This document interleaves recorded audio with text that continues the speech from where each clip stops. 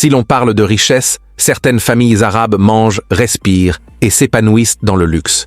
Au cœur du désert, un royaume a transformé le sable en or et la richesse en un art de vivre. Bienvenue au Qatar, le pays où le luxe n'a pas de limite. Et derrière cette opulence, une famille règne. La dynastie Al Thani. Leur quotidien?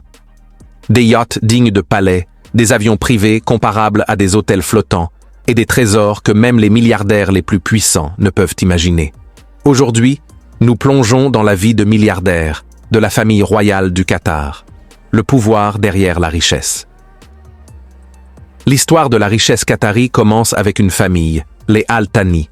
Ils prennent le pouvoir au milieu du 19e siècle, dans une région alors pauvre, où la survie dépendait de la pêche et de la perle naturelle. Mais au 20e siècle, une découverte allait changer le destin de ce petit émirat. Le pétrole, puis surtout, le gaz naturel liquéfié. Aujourd'hui, le Qatar détient près de 25 000 milliards de mètres cubes de réserves de gaz, ce qui en fait la 3e puissance mondiale, juste derrière la Russie et l'Iran. Grâce à ce trésor, le pays a développé une stratégie unique, transformer son gaz en or liquide exporté vers le monde entier. Le résultat? Un PIB par habitant qui dépasse les 90 000 $, l'un des plus élevés au monde. Pour donner une idée, c'est presque 3 fois plus élevé que celui de la France et plus du double de l'Allemagne. Mais la richesse n'est pas qu'une statistique. Elle se voit dans les rues de Doha. Des tours futuristes comme la Tornado Tower ou la Burj Doha, dont les façades illuminées dessinent la skyline la plus spectaculaire du Moyen-Orient. Des projets pharaoniques comme The Pearl, une île artificielle de 4 milliards de dollars qui abrite des marinas de yachts et des résidences dignes des palaces européens. Et des investissements internationaux colossaux. La famille royale détient des parts dans Harrods à Londres, des immeubles prestigieux à Paris et même des gratte-ciel new-yorkais. Ce pouvoir économique est concentré entre les mains de l'émir et de sa famille. Chaque dollar est transformé en outil de prestige, en symbole de domination et en une vitrine de luxe qui fascine le monde. Le Qatar n'est pas seulement un pays riche. C'est un royaume qui a su bâtir un empire, à partir du désert. Voyager comme des rois.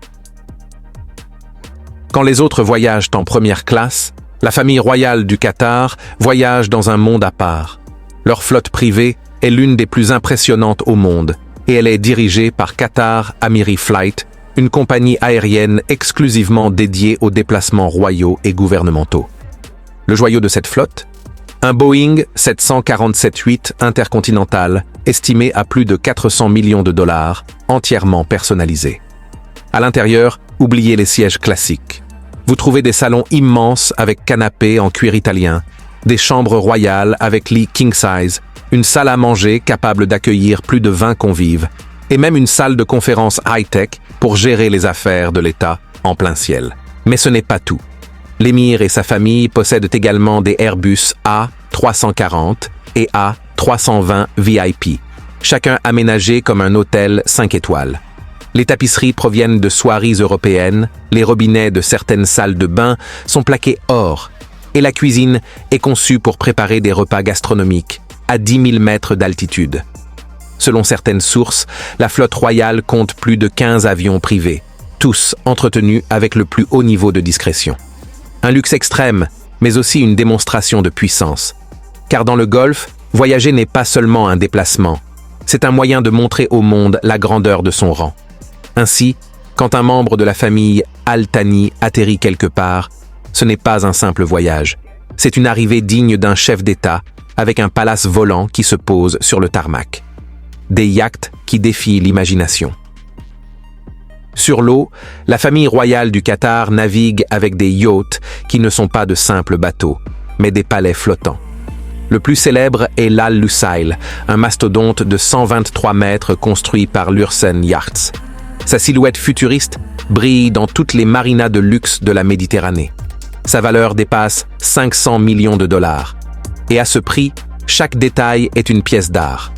À l'intérieur, on trouve un cinéma privé avec siège en cuir sur mesure, un spa de luxe équipé d'un hammam marocain, d'un sauna finlandais et de salles de massage, des piscines à débordement sur plusieurs ponts, des suites royales où les plafonds sont ornés de cristaux Swarovski, et un garage aquatique qui abrite non seulement des jet skis plaqués or, mais aussi des tenders Rolls-Royce pour rejoindre la terre ferme. Mais la particularité de l'Al Lusail, c'est aussi sa sécurité. Le navire est doté de systèmes anti-intrusion ultramodernes, de radars militaires et de vitres blindées capables de résister à des attaques. Des rumeurs affirment même qu'il existe une salle de commandement secrète à bord en cas de menace. Et ce n'est pas le seul joyau de la famille. Un autre yacht impressionne, le Katara, long de 124 mètres. Ce navire, souvent ancré à Nice ou Monaco, est connu pour accueillir des réunions diplomatiques ultra secrètes. Ses salons sont décorés par des artisans français et italiens, et sa salle à manger principale peut recevoir plus de 100 invités. Chaque été, la flotte royale qatari envahit la Méditerranée. En Sardaigne, en Corse ou à Cannes, les yachts de l'émir deviennent des lieux de réception où se côtoient chefs d'État, stars hollywoodiennes et investisseurs internationaux. Ces fêtes privées, auxquelles très peu de personnes ont accès, sont entourées d'une discrétion absolue.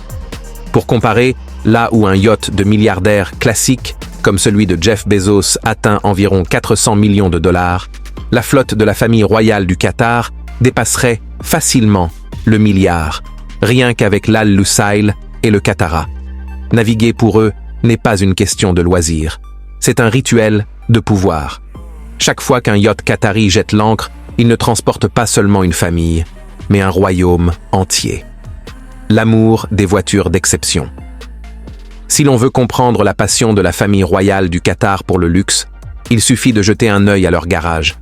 Là où certains milliardaires se contentent d'une poignée de supercars, les Al Thani possèdent littéralement des centaines de véhicules d'exception, souvent personnalisés à des niveaux inimaginables. Pour la famille royale du Qatar, posséder une voiture n'est jamais anodin. Chaque véhicule est un symbole de prestige, un prolongement de leur pouvoir et de leur style de vie extravagant. Parmi les trésors de leur garage, Bugatti Veyron et Chiron sur mesure, peintes avec des teintes uniques impossibles à reproduire. Certaines ont des finitions qui coûtent plus de 3 millions de dollars par pièce, avec des intérieurs en cuir cousu à la main et du bois précieux importé. Rolls-Royce Phantom et Cullinan, plaquées or, certaines décorées de diamants. L'une des Phantom commandées spécialement pour l'émir est estimée à 14 millions de dollars et a nécessité plus de 3 ans pour être achevée. Lamborghini Aventador, unique au monde, peinte à la main avec des pigments spéciaux développés en exclusivité pour la famille royale. Des Bentley Mulsanne blindés, équipés de systèmes de sécurité militaire et utilisés lors de cérémonies officielles et de déplacements diplomatiques. Mais ce qui rend leur collection unique, ce sont les usages insolites et exclusifs. Certains véhicules sont spécialement aménagés pour transporter des faucons, symbole de noblesse dans le Golfe, avec des cages luxueuses et climatisées intégrées dans le coffre. D'autres voitures sont utilisées lors de cortèges secrets à l'étranger, escortant discrètement l'émir et sa famille lors de déplacements privés en Europe ou en Amérique. Et il existe des expositions privées, jamais ouvertes au public, où des collectionneurs triés sur le volet peuvent admirer des modèles exceptionnels qui ne verront jamais les routes publiques. Pour donner un ordre d'idée de leur pouvoir automobile, certains garages de Doha contiennent plus de 200 voitures de luxe, d'une valeur totale estimée à 500 millions de dollars. Cela représente plus que le budget annuel de certaines villes européennes. Chaque détail compte. Les sièges sont parfois brodés à la main par des artisans français. Les intérieurs sont incrustés de pierres semi-précieuses et chaque voiture peut être modifiée selon les caprices de la famille. Dans cet univers, posséder une supercar est banal. Mais posséder une collection secrète de véhicules inégalés au monde, voilà qui distingue la famille royale du Qatar de tout autre milliardaire. Leur empire dans le sport et le luxe. La famille royale du Qatar ne se limite pas à posséder des jets, des yachts ou des voitures de rêve.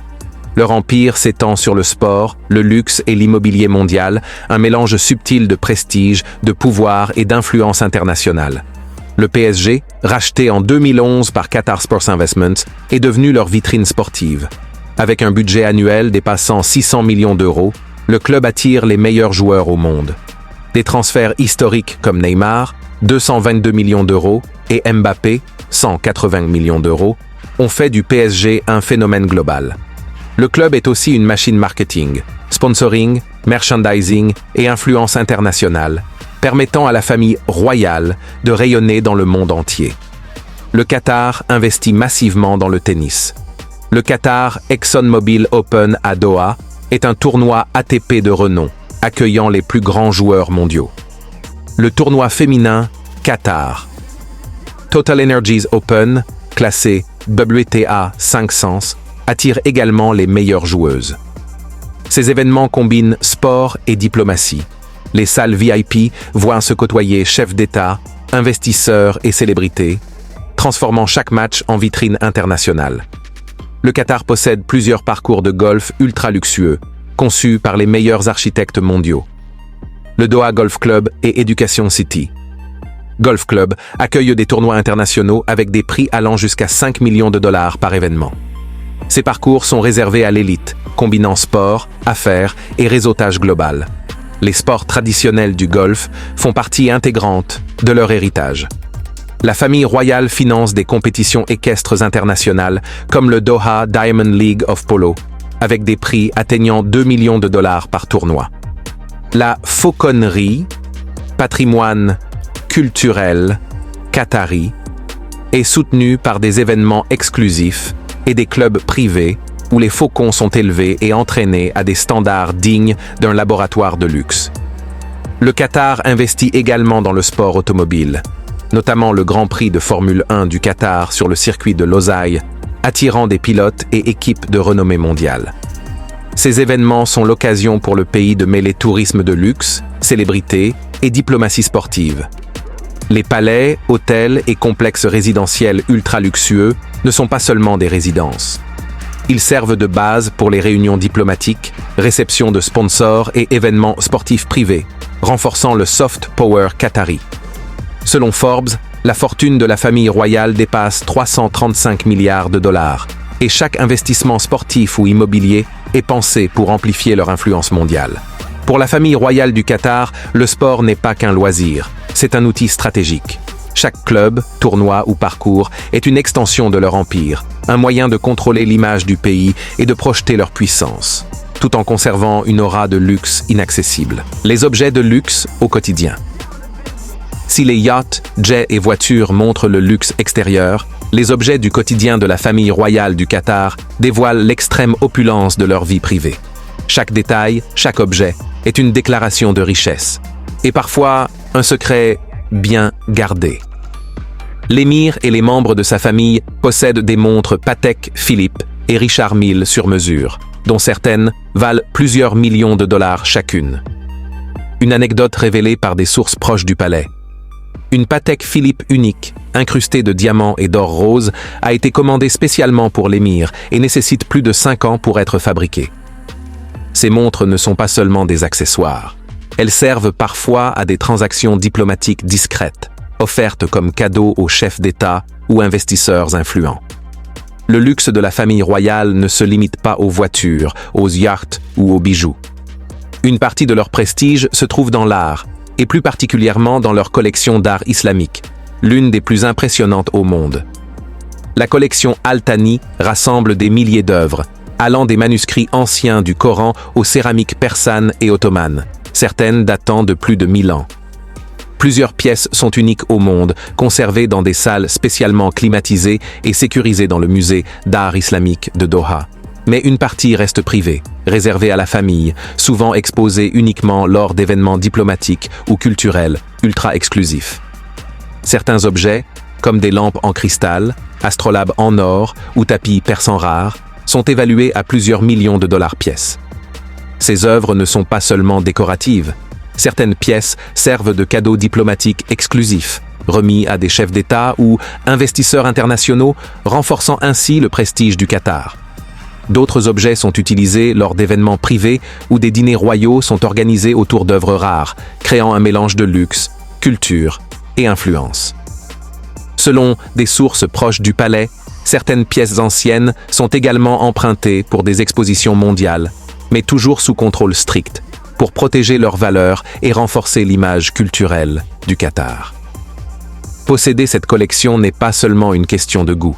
C'est un outil de soft power, un moyen de montrer que le Qatar n'est pas seulement un royaume de richesse matérielle, mais aussi de patrimoine et d'influence culturelle mondiale.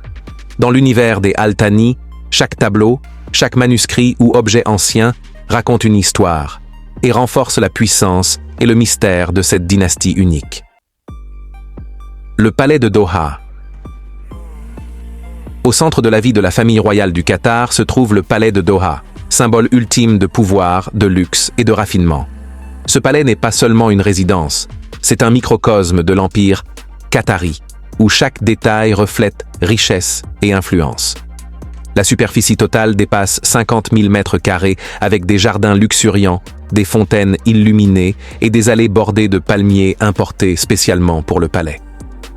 Les intérieurs rivalisent avec les plus grands palais européens. Murs en marbre blanc et doré, plafonds ornés de fresques peintes à la main, lustres en cristal et tapis persans faits sur mesure, certains datant de plusieurs siècles. Le palais contient des salles de réception gigantesques, pouvant accueillir plusieurs centaines d'invités pour des réceptions diplomatiques ou des cérémonies privées.